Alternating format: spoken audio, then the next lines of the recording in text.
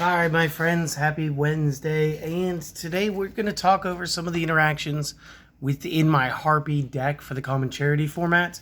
And again, this is most of this is just really basic. Um, I almost don't need to make this video today, but here we are. So, one of my favorite interactions, just first and foremost, is always going to be the Instant Fusion tech. You just always want to use Instant Fusion to go into Restrict.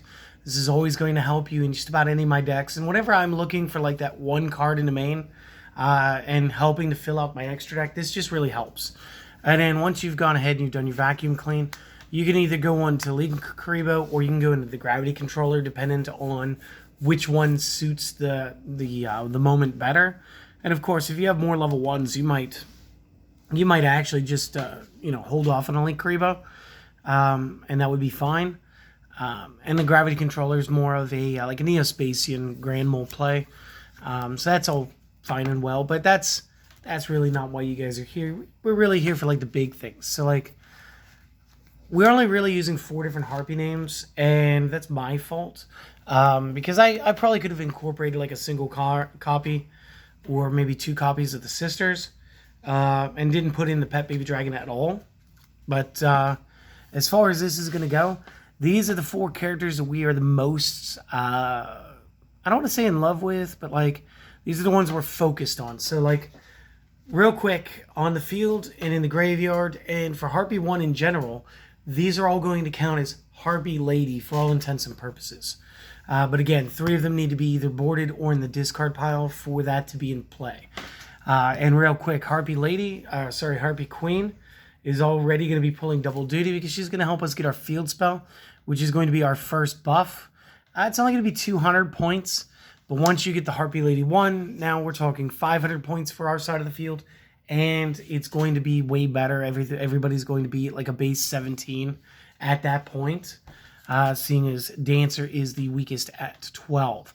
It's also going to help us by regulating whether or not our opponent even has a back row, by using the effect to destroy every card that comes into play. And then eventually you're going to have to turn its effect on itself at some point. It just is what it is. But a lot of our Harpie spells are going to help us curb that. So, fantastic. The Harpie 1, like I said, just a buff. The Dancer and the Harpist, again, their plays sort of come in later once the field is already sort of set up. The Dancer able to bounce one of our other winds and then allow us to normal summon a wind. We could just keep replaying the same card off that effect. But they do put this in a hard quotes once per turn effect. So you really get to bounce summon once. This is really only good for the Harpist. The Harpist is really the only card that's going to benefit unless you're using the Hunting Ground to help clear out the back row, at which point that is a single summon, a bounce, and a second summon. So that is a pop 2 effect. The Harpist is where this is going to get fun. When this is normal summon, you can target another winged beast monster that you control and one face up that the opponent controls, and you bounce both of those.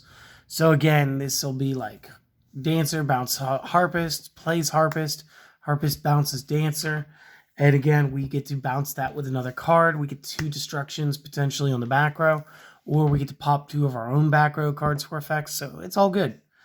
In the last effect during the end phase, if this isn't a graveyard because it was sent there this turn, you can add a level 4 lower with 1500 or less attack from the deck. And it's not level 4 lower, it's level 4. That's just me misreading something.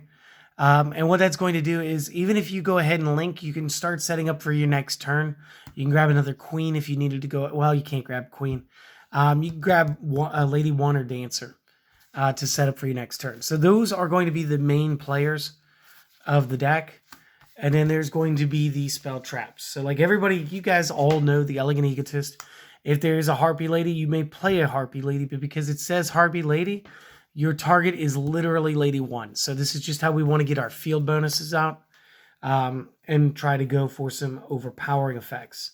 The other like generic tech card here is going to be the Icarus attack.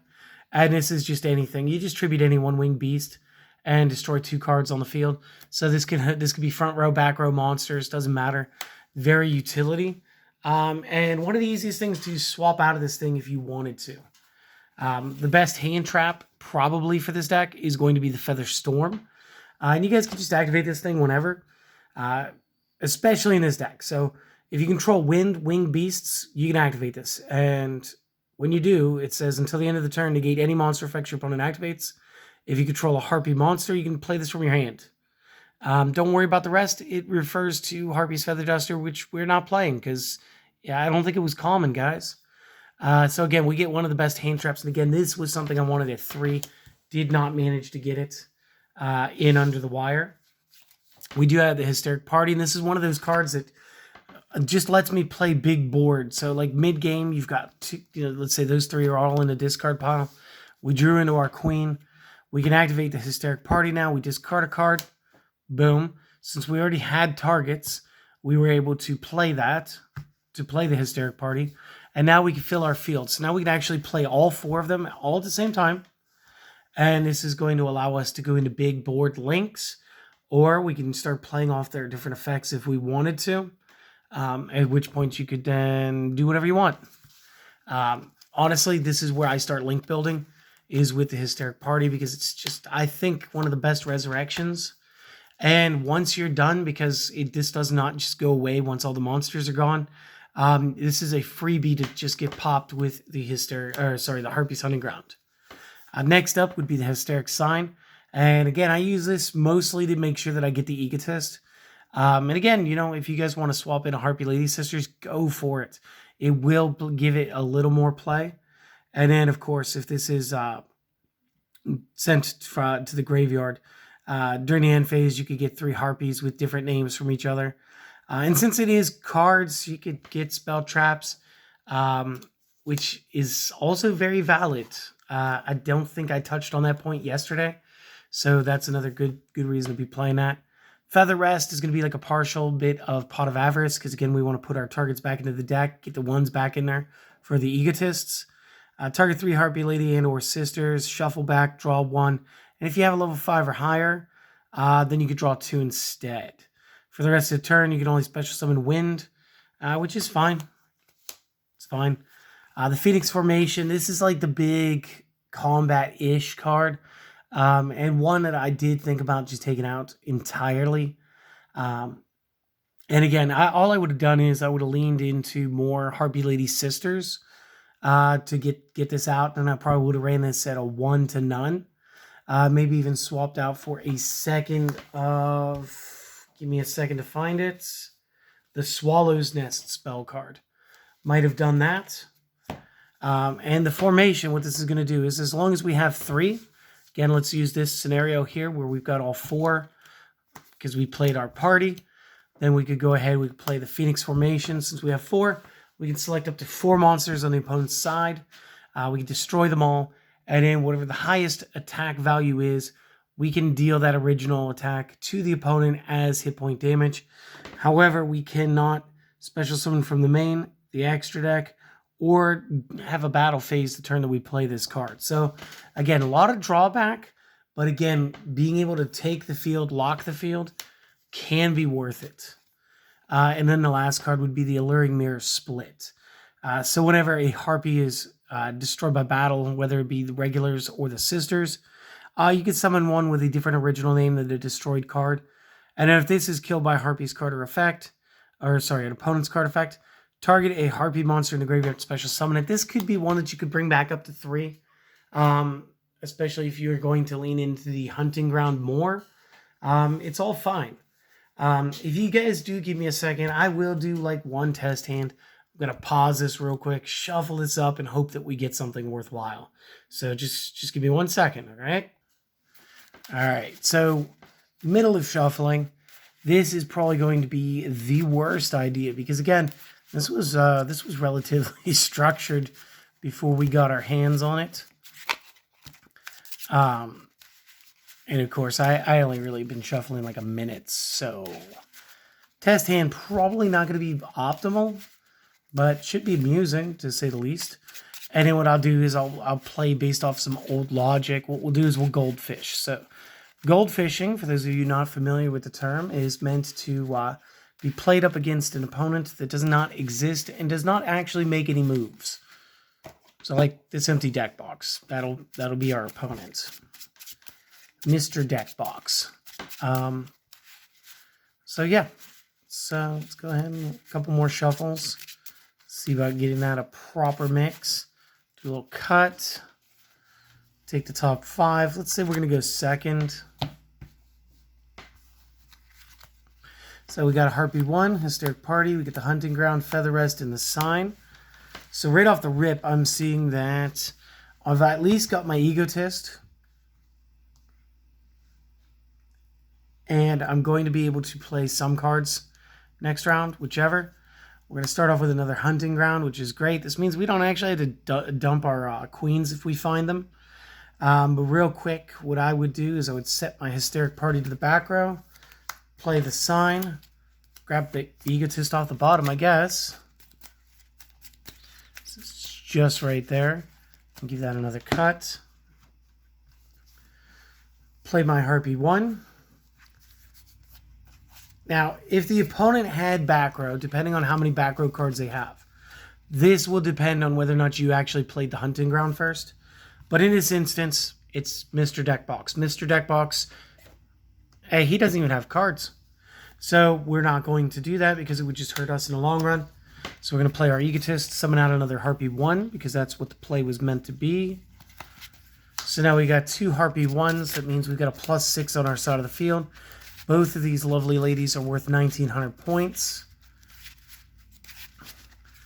We do have the ability to resurrect both at the same time right now.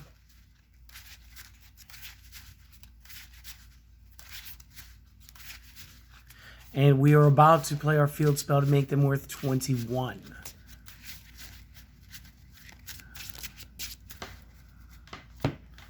So again, we'll retire this. Sorry, it did not cut. Cut. Play our Hunting Ground. And that would be the end of a first round. So again, since we went second, he didn't really have anything. You could attack. Great, that's 42. Obviously, he passes. There's nothing he's going to do. We do have another Egotist now. So we could just end this. End this, because obviously we're not doing too much. We play the Egotist. Play out another 1. Destroy your Hysteric Sign during the end step. Right? During the end step? During the end phase, if it's in the graveyard, yes. So during the end phase of this turn, we'll be able to grab our cards. We'll go ahead and do our shuffly shuffles.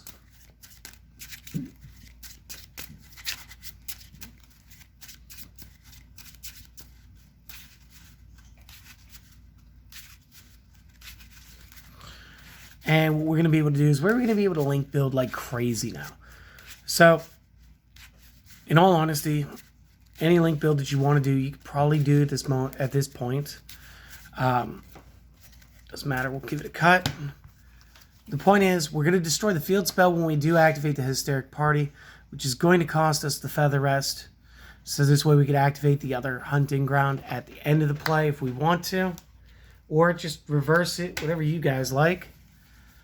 But your first move, again, depending on what your opponent's back row is, you guys could go into any of your rank 4 plays. Play that during the second volley. During the first volley, you could go ahead and you play Barricade Board Blocker. I wouldn't do it because your Hysteric Sign is really your only target at the moment. And Hysteric Sign will fail to resolve if you pick it up right now. But you could go into your Steel Star Regulator. You could go into your Harpie Conductor. Either one of these would be fun. If you go into your Steel Star, you're going to have 12 stars. It's going to be 1,200 points. It's going to be at 22. Play your stuff. You're going to be able to link to. You're going to be able to go into your Harpie Conductor. And then you'll still have 1. So go into a 3, go into a 4, go into whatever you guys want. We could play... You play a Harpie Conductor for 2. I try to think of how you make Bore Load. There's a way to make Bore Load. It doesn't really matter. You guys obviously know because you guys are good. Did I seriously not have my Instant Fusion in my deck? Okay, so maybe that's an illegal test hand, but hey, whatever. So you can go ahead, you can play out your cards however which way you want. So again, you guys could just go straight into a Steel Star Regulator. Again, he can blow up a card. You play your Hysteric Party, here's your Feather Rest, target your Hunting Ground when you summon the cards. You get all 3 of them back. Because we've got all 3 of them. We can literally just consolidate with the Conductor if you wanted to. You guys could summon into anything else that you kind of really want to. I don't really think there's like a game stroke here. But again, if we had done the 4,000, whatever the last time, it would only get worse this time because these are up each 900. So they'd be at 22, 3, 4, 24 each. It's like getting hit with 3 Monarchs and most of a Monarch. Which would be game by itself, if we're being honest. So you don't really have to extend further. And that's basically where I'm going to leave this. Because obviously Mr. Deckbox didn't last. And I'm actually getting a little bit tired. So thanks for stopping by. I hope this wasn't too terrible. It was pretty terrible, but I hope it wasn't too terrible. If you guys want to support the channel, go ahead and hit the subscribe if you have. Just keep watching.